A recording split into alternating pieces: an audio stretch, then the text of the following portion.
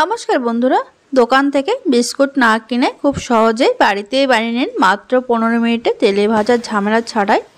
এরকম মুচমুচে খাস্তা বিস্কুট মুখে দিলেই কিন্তু মিলিয়ে যাবে। সকাল বা সন্ধ্যায় চায়ের সঙ্গে খেতে কিন্তু দারুণ লাগে। আর যে এই বিস্কুট একবার খাবে সে কিন্তু দ্বিতীয়বার চাইতে বাধ্য হবে, এতটাই ভালো হয় এই বিস্কুট। তাহলে কিভাবে বানাবেন প্রথম থেকে শেষ পর্যন্ত ভিডিওটি দেখার অনুরোধ রইল। প্রত্যেকটা স্টেপ বাই স্টেপ কিন্তু আমি আপনাদের সঙ্গে দেখিয়ে দেবো কিভাবে বানাতে হবে।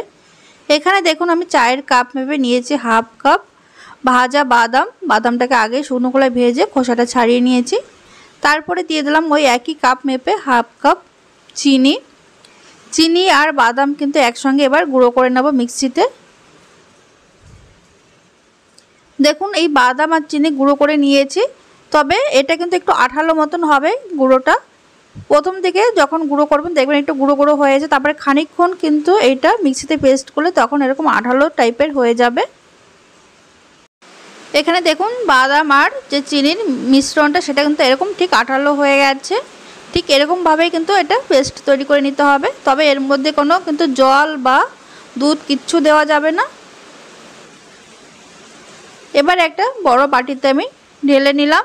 এবার এর মধ্যে দিয়ে দেব বিস্কুট তৈরি করার জন্য আরও কিছু উপকরণ। এখানে নিয়েছি আমি সেই একই কাপ মেপে ময়দা, তবে মেজারমেন্টটা কিন্তু একদম ঠিকঠাক রাখতে হবে, তবেই কিন্তু বিস্কুট কিন্তু খুব সুন্দর হবে। যে কাপ মেপে চিনি বা বাদাম নেবেন সেই কাপ মেপেই কিন্তু আপনারা ময়দাটা নেবেন। এবার ময়দার মধ্যে দিয়ে দিচ্ছি আমি 2 টেবিল চামচ গুঁড়ো দুধ, এতে করে বিস্কুটটা খুব টেস্টি হবে।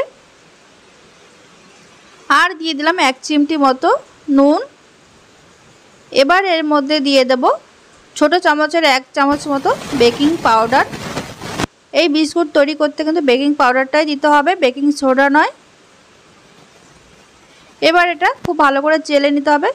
বিস্কুট তৈরি করার সময় যদি এইভাবে চেলে নেওয়া হয় তাহলে কিন্তু সমস্ত শুকনো উপকরণগুলো সমানভাবে কিন্তু মিশে যায়।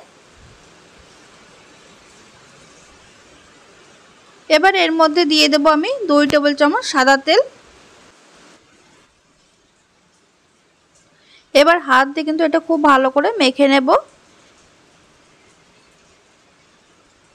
এটা কিন্তু একটু সময় নিয়ে মেখে নিতে হবে। এর মধ্যে কিন্তু কোনো জল বা কোনো লিকুইড দুধ কিচ্ছু ব্যবহার করা যাবে না। এখানে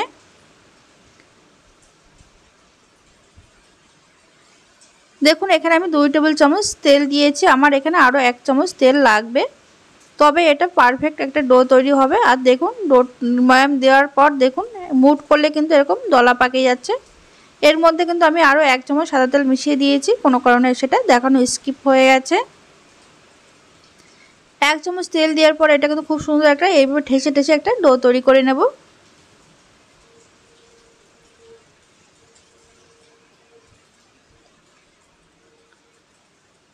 দুই থেকে 3 মিনিট কিন্তু এটা খুব ভালো করে এভাবে মেখে নিলে দেখবেন আস্তে আস্তে এরকম সুন্দর একটা সফট ডো তৈরি হয়ে যাবে।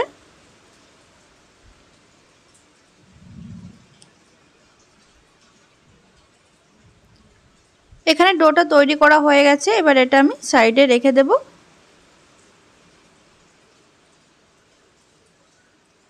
এবার যেহেতু আমি বাদাম বিস্কুট তৈরি করছি, এখানে আমি নিয়েছি 2 টেবিল চামচ শুকনো খোলায় ভাজা বাদাম, আধ ভাঙা করে নিয়েছি। আর দিয়ে দিচ্ছি এর মধ্যে 2 চামচ সাদা তিল। তিল আর বাদাম একসঙ্গে মিশিয়ে দিলে বিস্কুটটা খেতে কিন্তু আরও বেশি ভালো হয়। তবে হাতের কাছে যদি সাদা তিল না থাকে তাহলে আপনারা এখানে স্কিপ করতে পারেন। তিল আর বাদামটা আমি সরিয়ে রাখলাম। তারপরে এবার যে পাত্রে আমি এই বিস্কুটগুলো বেক করব, একটা প্লেট নিয়েছি, প্লেটের মাপ করে আমি একটা সাদা কাগজ কেটে নিয়েছি। আপনাদের কাছে যদি বাটার পেপার থাকে তাহলে বাটার পেপারও নিতে পারেন। এবার সাদা কাগজের উপর সামান্য একটু তেল লাগিয়ে দিচ্ছি, এতে করে বিস্কুটগুলো কিন্তু লেগে যাবে না। দেখুন একদম তৈরি করা হয়ে গেছে। এবার যে ডোটা তৈরি করে রেখেছিলাম সেই ডোর থেকে অল্প অল্প করে আমি একটা মন্ড তৈরি করে নেব, এরকম গোল গোল করে। আমি যেরকমভাবে বানাচ্ছি আপনারা ঠিক কিন্তু একই পদ্ধতিতে বানাবেন, তাহলে দেখবেন আপনাদের বিস্কুটগুলো কিন্তু খুবই সুন্দর হবে। এভাবে গোল করে একটু চ্যাপটা করে নিচ্ছি। তারপরে যে সাদা তিল আর বাদামটা তাতে করে একটু হালকা হাতে এভাবে চেপে দিচ্ছি যাতে করে এর সঙ্গে লেগে যায়।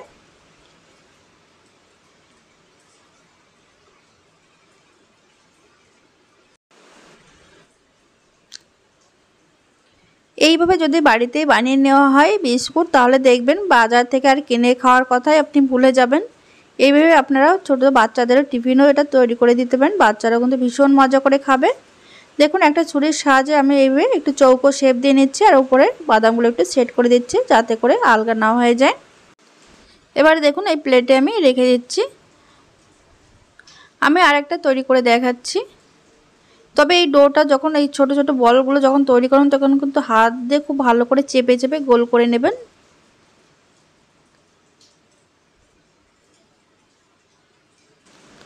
সাদা তিল আর বাদামে এইভাবে লাগিয়ে নেওয়ার পর আবারও কিন্তু এটা খুব সুন্দর করে একটা সেট করে নেব ছুরির সাহায্যে।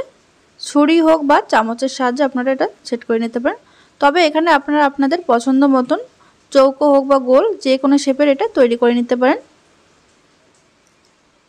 দেখুন এইভাবে আমি প্রত্যেকটা বিস্কুট তৈরি করে নিচ্ছি। এখানে আমার মোট কিন্তু 8টা বিস্কুট তৈরি হয়েছে।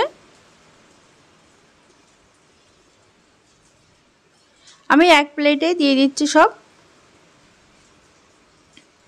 একদম রেডি হয়ে গেছে বেক করার জন্য।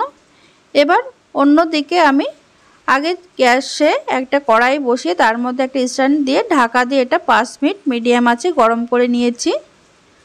কড়াইটা কিন্তু আগের থেকে গরম করে নিতে হবে 5 মিনিট। তারপরে আমি এই প্লেটটা খুব সাবধানে দিয়ে দিচ্ছি, যেহেতু কড়াইটা ভীষণ গরম।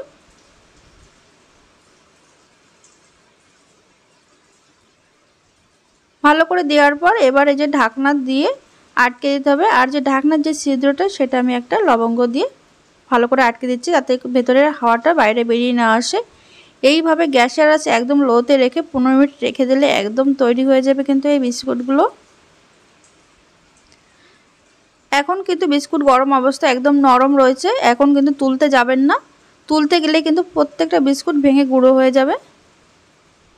এটা আমি নামিয়ে নিচ্ছি। নামিয়ে এটা কিন্তু পুরোপুরি ঠান্ডা করে নেব। ঠান্ডা করার পর আমি আপনাদের দেখিয়ে দিচ্ছি। দেখুন এখন এই মুহূর্তে কিন্তু বিস্কুটগুলো পুরোপুরি ঠান্ডা হয়ে গেছে। আর দেখুন এমনি কাগজ থেকে উঠে আসছে বা প্লেট থেকে।